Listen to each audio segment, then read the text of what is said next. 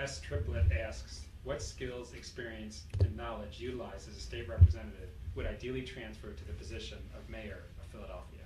That's a very good question. I think that probably the skill, the most important role for a mayor is managing the fiscal health of the city of Philadelphia. I've been chairman of the House Appropriation Committee for 17 years. I've been on the Appropriation Committee for 25 years. The most important role that a mayor has, like a governor has, is managing the financial health of the city. You know, we got ourselves in trouble back in the 1990s, and that's the reason we had to have PICA come in existence. The Pennsylvania Intergovernmental Association, that came into existence at that particular point because there was a lack of confidence that City Hall had the ability to manage finances, and that's how that came into existence. Well, my knowledge of managing finances, I believe, is the number one advantage that I have over all of the candidates that are running. There's not one single person who's ever managed a budget as large as I've managed. The state's budget is $26 billion. If you add the federal money, it's $52 billion. So there's no one who's managed a budget that size. When the governor introduces the budget, it is my responsibility to deliver on that budget. So it's about setting priorities, it's about setting choices. If you look at all of the candidates running, there's nobody who's actually managed a budget. They have sat on committees, but they've not been chairman of the appropriation committee. And that's the number one issue. So I believe that skill set of managing the finances. The second thing I think is extremely important is the element of the economic development that I've been able to do. I started a community development corporation in the neighborhood of West Oak Lane. We have generated charter schools, apartment buildings, houses, neighborhood development. I took a neighborhood which nobody wanted to visit the neighborhood in the 1980s and made it one of the national prizes in the entire nation. So I know a little bit about what I call economic development, economic growth. If you take my fiscal knowledge that I have in terms of managing finances, and then you take the aspect of transforming a neighborhood and community and you put that together, there's not one single person in the race who can show or demonstrate to you that kind of leadership. Now, I've said over and over again, all of these people are qualified to run, but are they qualified to lead? We need a mayor who has the ability to have a vision, move things forward, and get it implemented. I have not just talked about, I've implemented things such as the Pennsylvania Convention Center, the Philadelphia School District, changing the police department. I mean, I have led the effort, the Blueprint for a Safer Philadelphia, which is a 10-year initiative to reverse violence. Now, you know, other people talk about doing things. I have been able to deliver. But I'm not concentrating on the past, I'm concentrating on the future. And in order to concentrate on the future, we have to have economic growth. What prevents economic growth is violence. If we don't make sure that every neighborhood is safe and secure, we will not be able to grow this city and create jobs and opportunities. Ginny asks, the things that are happening in West Oak Lane are great. Restaurants, new schools, more businesses, new houses, even the Philly Orchestra. How are you going to bring that kind of life to all of Philadelphia's neighborhoods? Gene, thank you for asking that question. Well, you know, just use your imagination. You know, when I started out in West Oak Lane, there was a lot of people who could not believe that I could do those things in West Oak Lane. That's why I'm running for mayor. I believe I can take that same skill set, that same knowledge base, and make that happen on Lancaster Avenue or Baltimore Avenue or Bussington or Point Breeze, you name it. I mean, I can do it because I had the ability to, one, lay out a clear vision, bring the politicians together, and get the politicians to really fully understand what it takes to move the city forward. Look, no one can do anything by themselves. I will need to work with City Council. I will need to work with the congressional delegation, the Harrisburg delegation. I will need to work with the Chamber of Commerce as well as the AFL-CIO. And sometime, you know, Jenny, sometime there will be people sometime who will not necessarily agree with me in some of the actions I've taken. Look, I talk about the schools. There were people when I pushed that there needed to be a change in the school systems did not agree. But I can tell you for the first time, more working class people have more options and choices available for them. We have a school system where the test scores have increased, the violence has decreased, and people have far more choices and options available to them.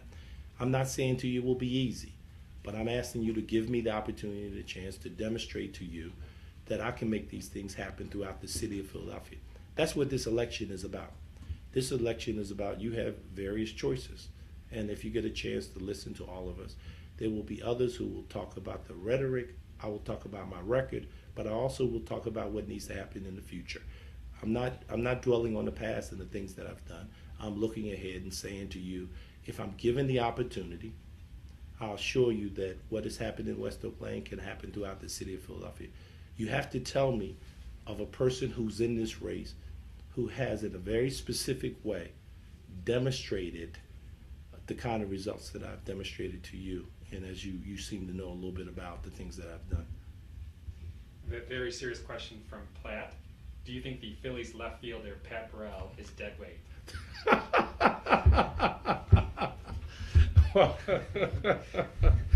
Well, that is a good question.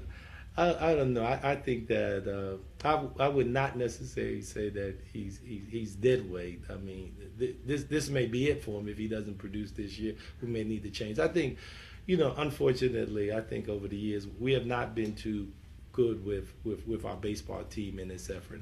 I offered to Montgomery to let me be the general manager. I would do it for free. I would do it for free to be the general manager of the Phillies.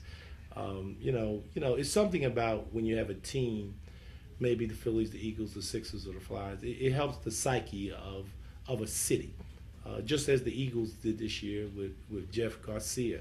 I mean, because he's a blue collar type of person, and he's the kind of person that people felt good about it. He kind of, he wasn't glamorous or anything, but he was a person who worked hard to make a difference. And I think that's the kind of work Philadelphians are.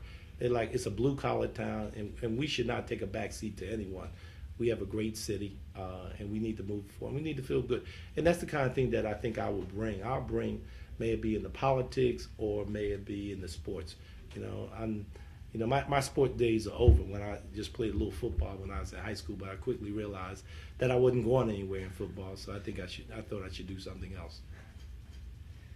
Darlene NP asks, people talk a lot about ending violence in our cities, but the answer is not just about guns, it's about economics, jobs, employment, and education. And what about people who come home from jail back to our neighborhoods? What are we going to do about them? I totally agree with you. Let me say this to you. When I first was elected in the legislature, we had 8,000 people in prison. Now we have 44,000 in state prison. So there's no question that we have to have a better strategy. Look, I worked along with Representative John Myers, and we're working with the parole board on a prison reentry program that I think is very important that we need to do. I think that former Mayor Good with the Amachi program, working with the children of people who are in prison, is also another initiative. I think we're finally waking up that 99% of the people at one time or another will eventually come out of prison for those who are in. So we got to have an economic strategy.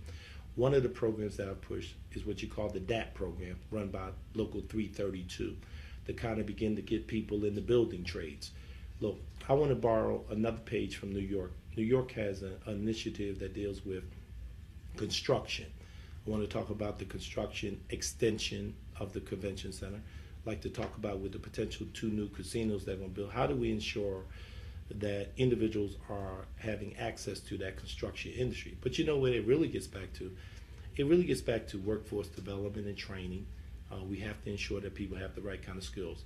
I'm a strong advocate. When I grew up, there were schools, obviously Dobbins and Mastbaum and Bach, still pretty great schools, but the aspect of technical skill development. The community college system that we have, it talks about the path to the possibilities. I went to community college. And I went to community college because when I graduated from high school, I didn't know what I wanted to do. And community help put me in a position to move to where I'm at today. So I'm saying to you, it's talks about community college, technical schools, that type of program, those kinds of initiatives, I believe, are things that I can put in place. But where all this comes down to is the leadership that is necessary from room 215. And that has to be leadership where we bring city council together, Harrisburg together, congressional delegation together. Those are the things that we have. And I have an example. If you look in West Oak Lane from the charter schools to Martin Luther King High School, we have made some difference in terms of how we affect people's lives in that neighborhood.